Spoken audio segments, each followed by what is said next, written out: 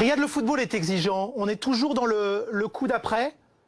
Nous, quand on regarde ta carrière, il y a des temps forts quand même. Il y a la victoire avec Leicester en 2016, il y a cette CAN en 2019 et il y a cette finale le 29 mai prochain. Est-ce que c'est le plus grand rendez-vous footballistique personnel à venir dans une petite dizaine de jours? On va pas se mentir, je pense que c'est le grand rendez-vous de ma carrière, mais sans pour autant se mettre de pression particulière.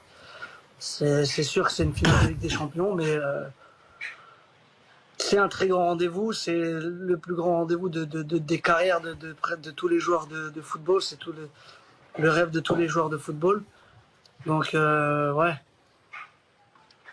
Vous allez retrouver N'Golo Kanté, tiens, en finale de cette Champions League. En face, cette fois-ci, du côté de Chelsea. Vous formiez un trio magique à l'époque à Leicester avec Vardy également.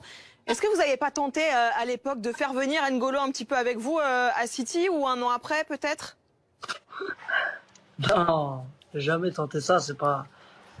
Mais on aura le temps de se chauffer un peu au téléphone. ça va se charrier entre les deux, effectivement. N'Golo Kanté voilà. qui avait rejoint Leicester un an après vous. On y va, on tente, et pourquoi pas. 10e au Ballon d'Or en 2019, pas de Ballon d'Or l'an dernier.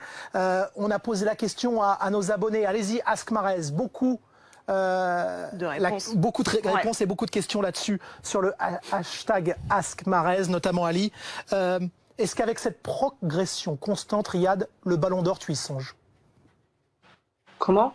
Est-ce que tu songes au Ballon d'Or? Est-ce que ça peut être cette année en cas de... Non, j'irai pas jusque-là. Je